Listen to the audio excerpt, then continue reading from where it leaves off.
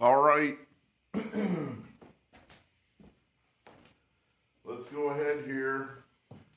Thursday, August 1st, less than 100 days until the election. I'm Eric Arnold. This is my Politics Barn. We support Donald Trump here in the Politics Barn. Now, if you're immediately turning off because of that, well then go ahead. But if you want to learn something, maybe stay tuned. What are we talking about tonight? I don't have a real show for you tonight. It's just kind of a stream of consciousness thing.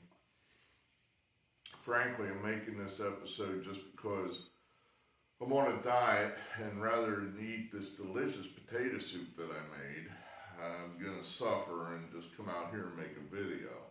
I'm actually a very good cook, and that potato soup is really freaking good. But instead, we're going to talk politics. I alternate. I go back and forth between being pessimistic, like, oh my God, the American people they're just too dumb and we're just going to lose because you can fool, what did Lincoln say? You can fool some of the people all the time, and you can fool all the people some of the time, but you can't fool all the people all the time. Well, what if you can fool a majority of the people all the time? Then we're screwed, aren't we? And that's what I'm fearing, is that the Democrats will be able to fool a majority of Americans and win the election. And that's just a very depressing thought. And then I'll see another data point or something that'll bump me up, and I'll think, okay, yeah, maybe we'll be all right. Maybe somehow we'll be all right. I guess the news today was Donald Trump gave an interview to the Black Journalists Association, or whatever that is. I mean, if you could you possibly find a group of people that are going to be more dishonest, more hateful towards you on the face of the earth? But Donald Trump's going where he thinks the votes are, and I don't know. I mean, I know a lot of us white college-educated people are horrified by Donald Trump's tactics. I guess he said, well, she's not black, she's Indian, or something like that.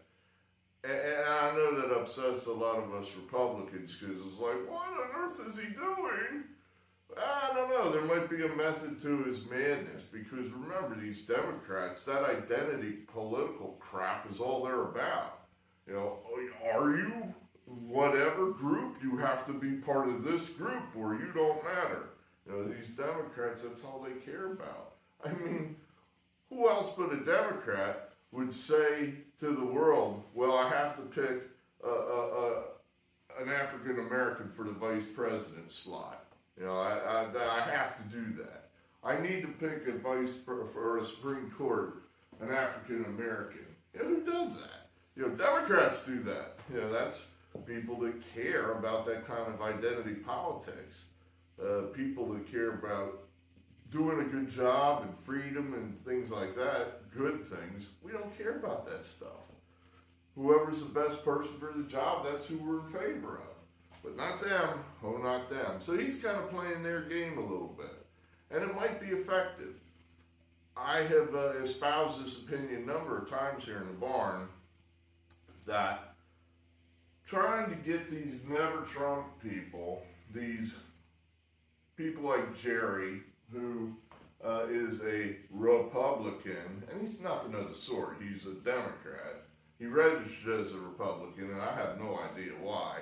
I guess he's just not quite comfortable with the fact that, he's, just get out of the closet, Jerry. Just get out of the closet. You're a Democrat. Just become a Democrat. Just register as a Democrat. But he still likes to, have that veneer of respectability around him that he considers himself conservative or Republican. You're nothing of the sort. Just come out of the closet. Be honest with yourself.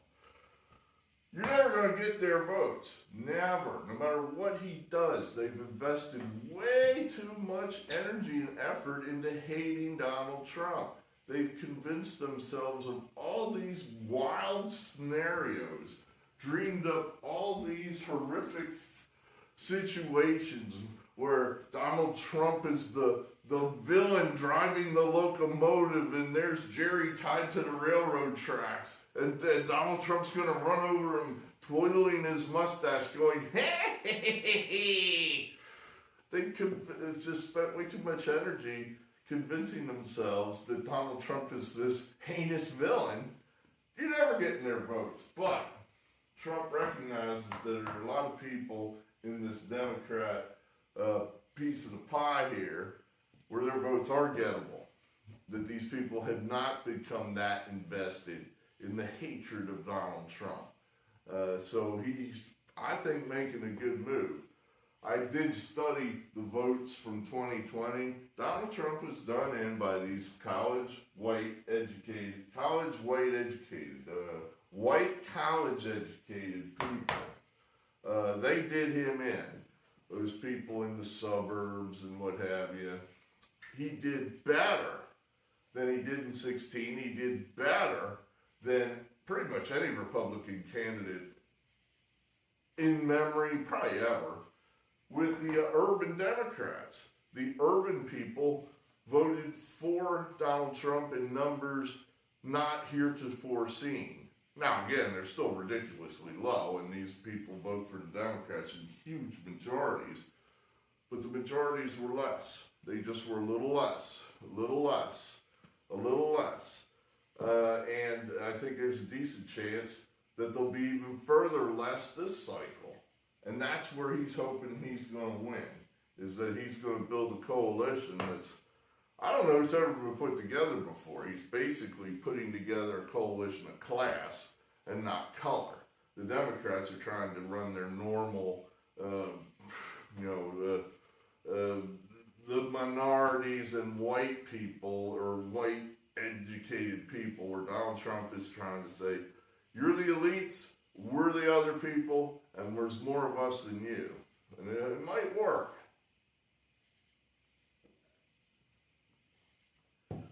Now, apparently, Kamala Harris has decided that, I'm not sure what else she admits. I'm not sure what she's running on, but apparently she has put the word out that all of a sudden now, she's not wanting to ban fracking, that she does think that the borders should be controlled, that she does not believe in gun confiscation, despite the fact that she's on videotape speaking these exact opposite phrases just, 3-4 years ago.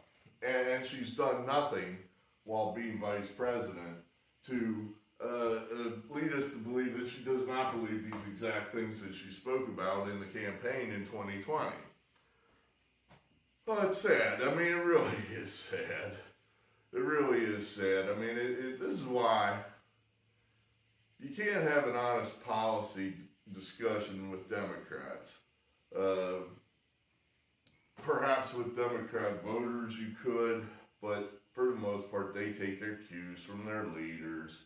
And all their leaders do, all the politicians for the Democrat Party, all the elites, all the media, all they do is lie.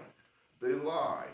And I was thinking about how we were talking about the language being used in the campaign, and the Democrats have created this dehumanization of Donald Trump, which almost got him killed, which they are 100% responsible for. And I'm thinking, well, I call them evil all the time. I said these are bad, evil people. And am I doing the same thing? And I don't think so, because there's a false equivalency there. What we try to do first and foremost here in the barn is tell you the truth, as far as what we see as the truth. And I think we're relatively pretty good at that, frankly. You know, if I know something is one way, I don't come out here and tell you people the opposite, knowing that it's not true. Whereas the Democrats do that all the time. Do you really believe that Kamala Harris all of a sudden believes that the border should be controlled and or closed? Of course she doesn't. Of course she doesn't. She's just trying to fool you. She's lying to you. The entire Democrat Party is going to lie to you. I mean, you really think that she believes that Americans should have the right to have guns, especially scary, ugly guns like AR-15s? Of course she doesn't.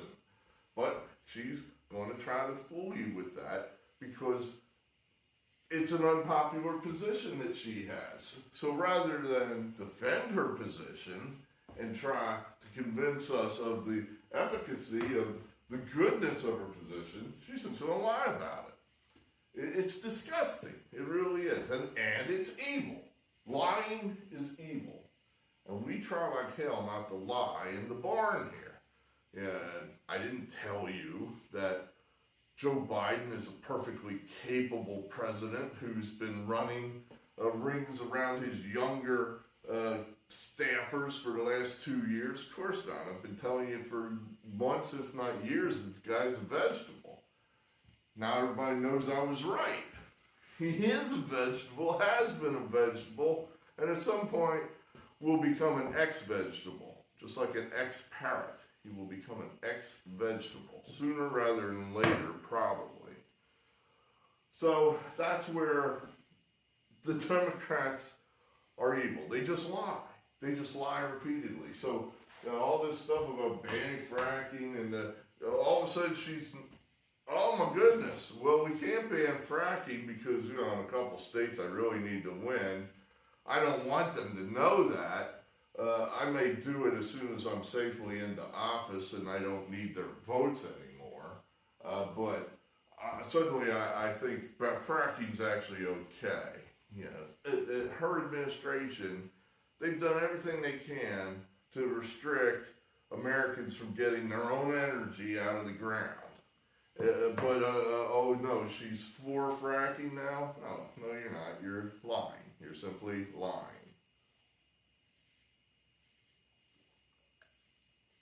I'll tell you one thing about Donald Trump.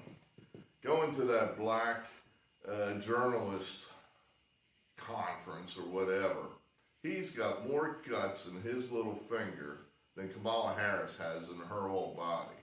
She's a coward, and he's got guts. He's going back to Butler, Pennsylvania. He's going to start doing outdoor rallies again, probably. Certainly in Butler it's going to be an outdoor rally. The man has guts.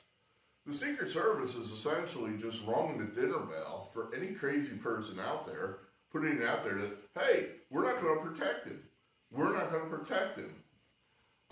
I choose to not use the words we can't protect him because they perfectly well could. They choose not to. They choose not to. They're not that incompetent. Their bosses are purposely leaving the door open, hoping that somebody takes another shot at it.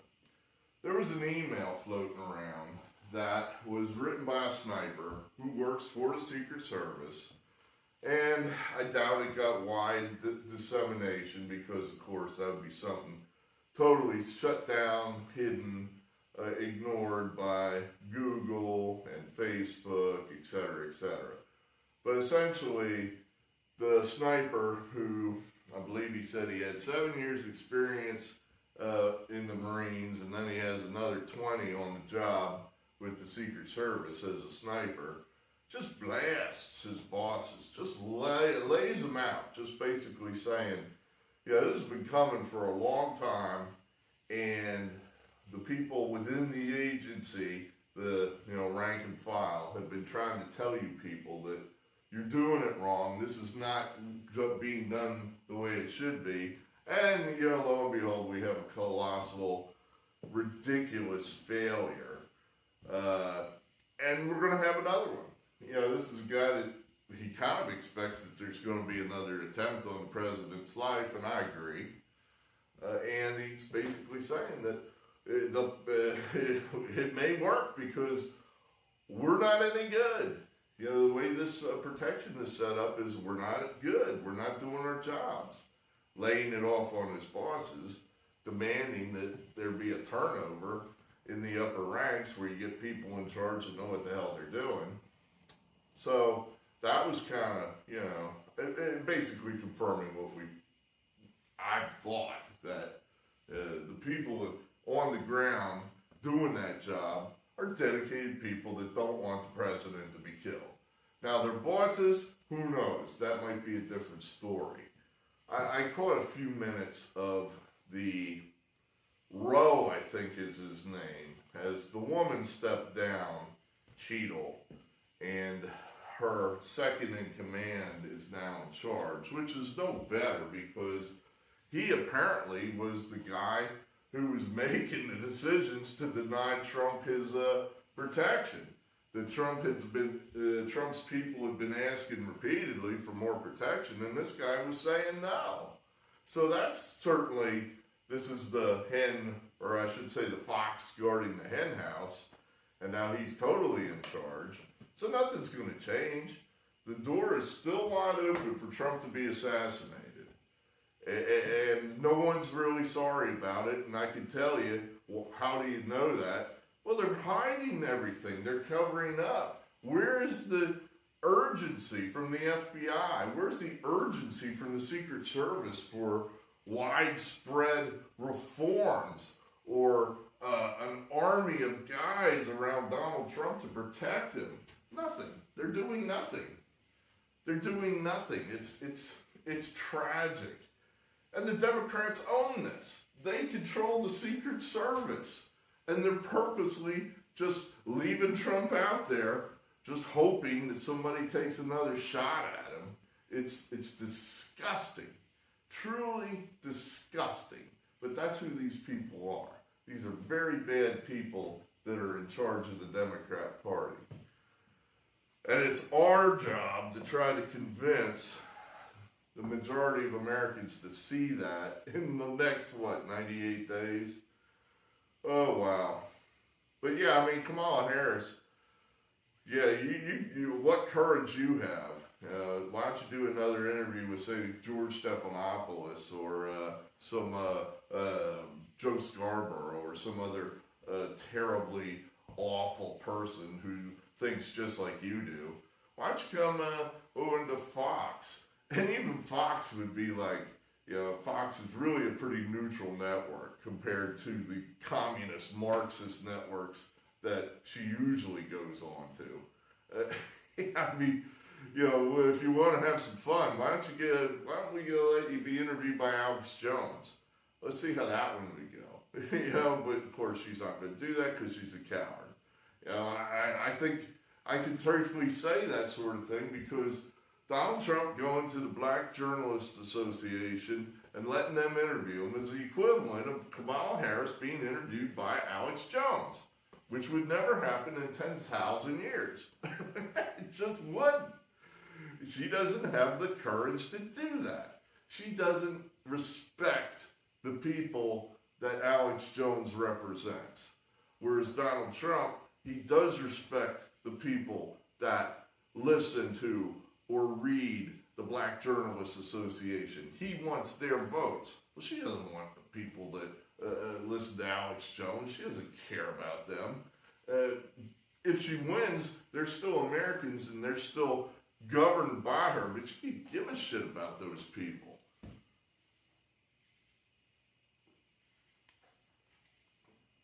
That's the difference between Donald Trump and Kamala Harris, or one of the 10,000 differences.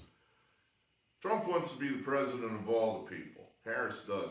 She just wants to be the people of enough of them to get her into office, and the hell with the rest of us. You know, the hell with these people. So, what else? Poll-wise, definitely, I think it's too soon to make any conclusions. The polls are still, you know, I think they're really up in the air right now.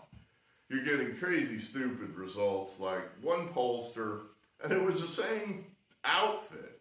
I don't think it's a particularly reliable pollster. I believe it was, Bloomberg that had Harris up by like 12 points in Michigan, but then they had her up 4 points, or had her behind Trump here in Pennsylvania by 4 points. It's like, that makes no damn sense whatsoever. It's like, no sense whatsoever. It's like the two states are not that different. Pennsylvania and Michigan, demographically, are really not that different. There's absolutely no reason why a candidate would be 12 points ahead in one state and 4 points behind in the other. So, you can't draw any conclusions from that. It's just junk data. Junk data. I've seen enough of the polls, though, to believe that there is, I think, a Harris bounce going on. I don't know how, if it's going to turn into some kind of avalanche. Remember, it's still a little early, so even if she ends up with this big lead, I don't know it's too late, that we can still run her down, I think, if she gets too far ahead. I don't know it's over. I don't want it to be over, and my God, it's, we just have to keep going, what did he say after he gets shot in the ear? Fight, fight, fight. Well, we got to fight, fight, fight. I mean, we can't give up. You got capitalism here represented by Donald Trump, and you got communism over here represented by Kamala Harris. And you can call this whatever you want. If communist makes you squeamish, how about socialism or progressivism or Marxism? Her father admitted he was a Marxist. He was an admitted Marxist. Her father was an admitted Marxist. What does that tell you about her? Geez. So, yes, she puts, this whole idea she's not the most liberal senator in the Senate. Well, who is more liberal? Bernie, by that much? Elizabeth Warren, by that much? No, I think it's Kamala. But we're splitting hairs. Does it really matter? Does it really matter? Is the whole United States going to sign up for California liberalism, progressivism, Marxism? California is a shithole. Why are people leaving that state in droves? It's a beautiful state. They got nice weather. Why on earth, beautiful scenery? Why would you leave? Well, because the people in charge are so terrible, and they want to give that to the rest of us now. Are we going to really stand there and go, I think that's a good idea? I guess we are. I don't know. I hope not. I hope not. I conversations with people like my brother and Jerry. It's like, oh my God.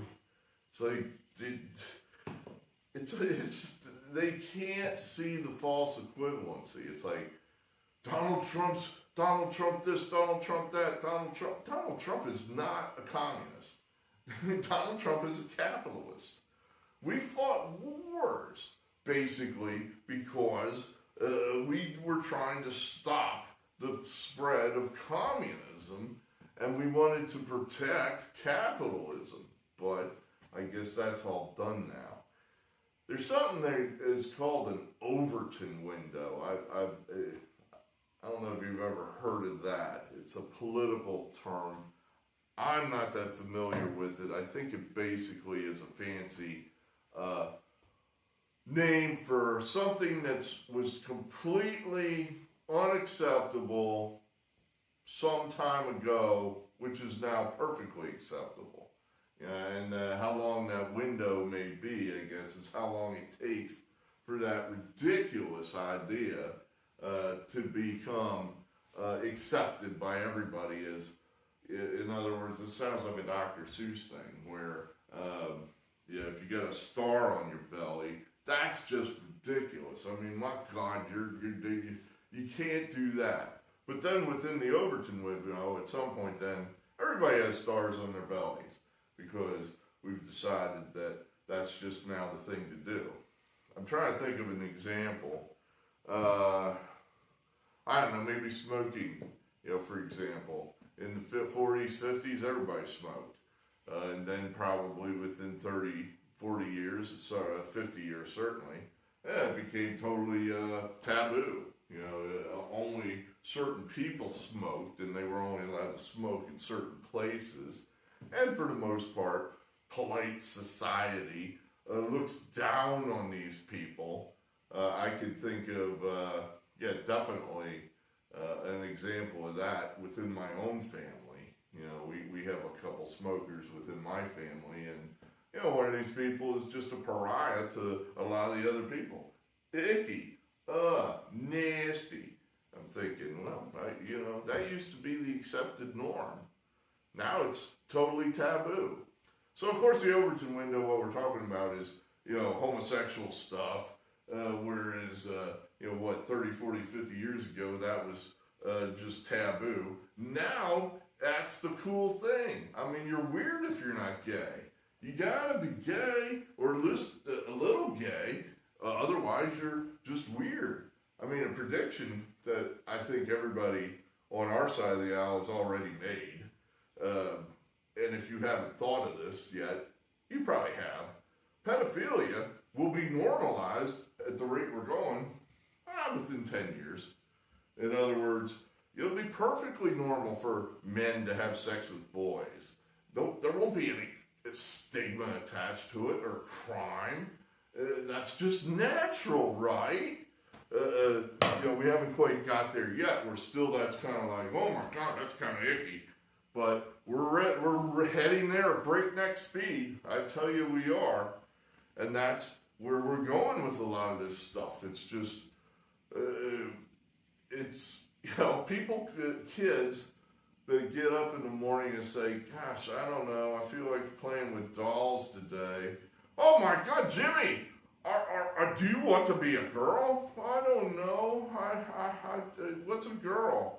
Well, that's when, we'll chop your dick off and then you can play with dolls and we'll pump you full of estrogen so your tits get bigger and you'll be a girl. It'll be great.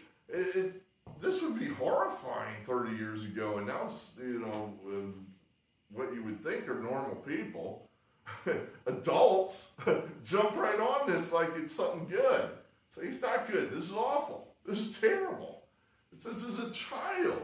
They can't make educated decisions about who they are.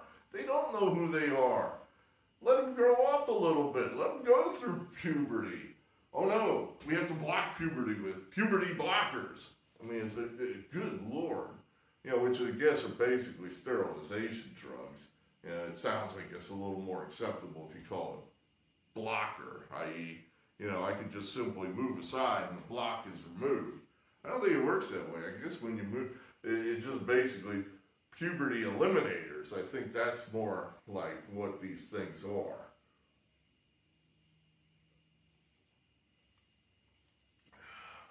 But Donald Trump, of course, he's on the side of sanity. It's like this is not the society to which we're heading. Is not a good place at all. It's a godless place. Who thinks, when you're born, you're a man or a boy or a girl? And to think that you can use science to somehow change that, I think that flies in the face of nature, or some people would say God. God made you this way. You are a boy. Whether you want to be or not, you are a boy. Now, if you cut your dick off, you're still a boy.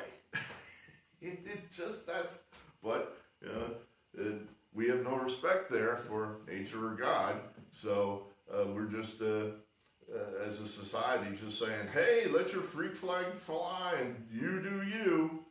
And we've done this. We've let, basically, it's like, all right, you do you, and we'll just sit here and be okay with it, because really, it's not, if you want to cut your dick off, what is that? It doesn't hurt me. I still have my dick.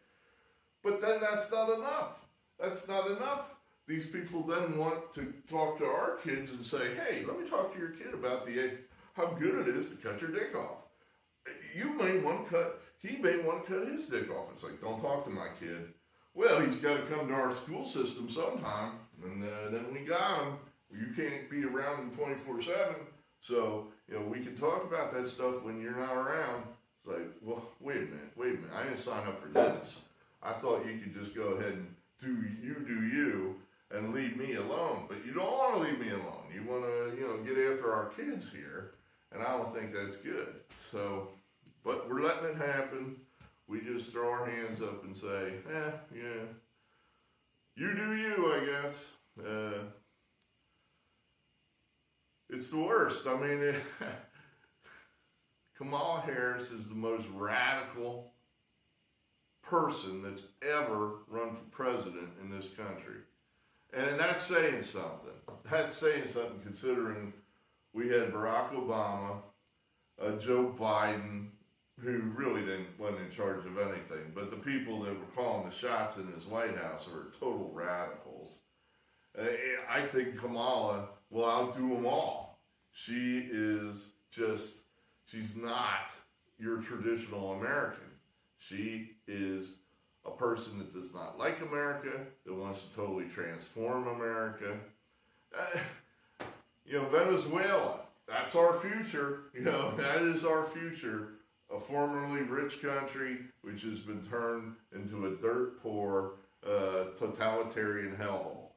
That's our future if we keep voting for these Marxists.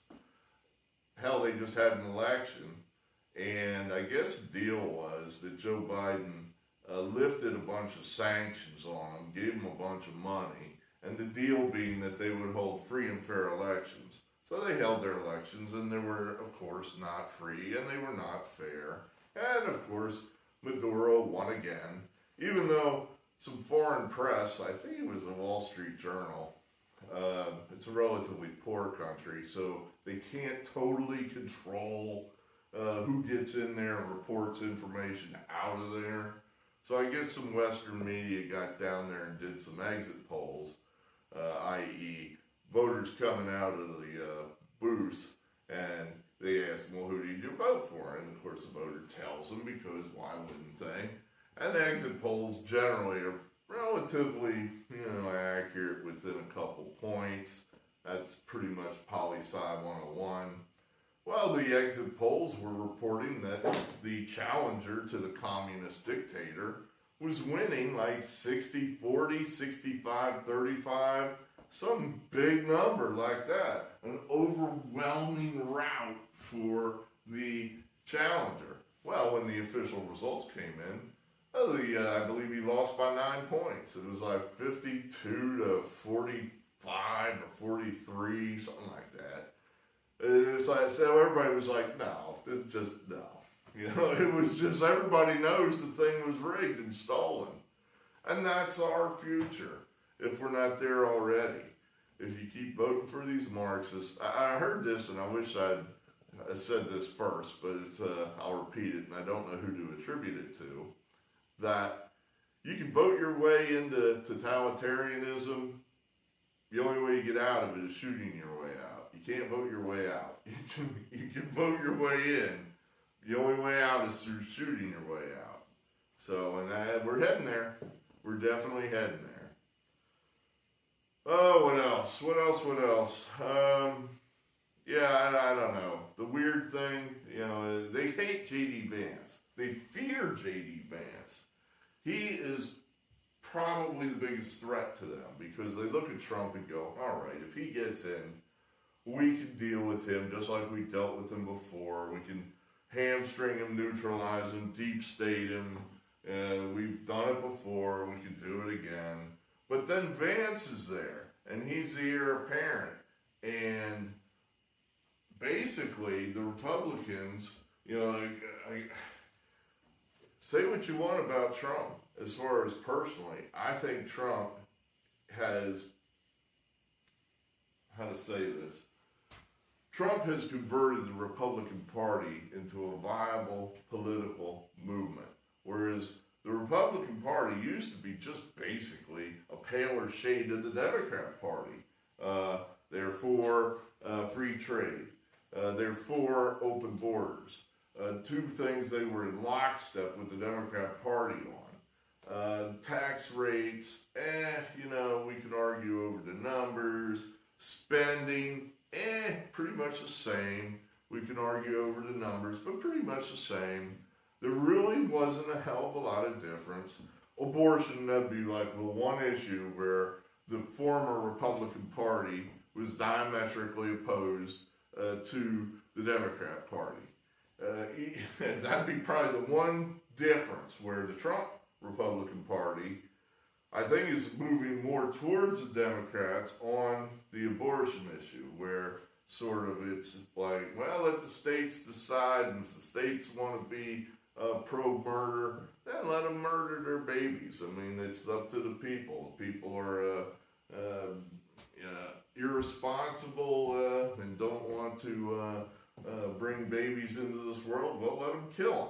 Whereas if some states don't approve of that and want to protect the babies for being murdered, well, then that's okay too.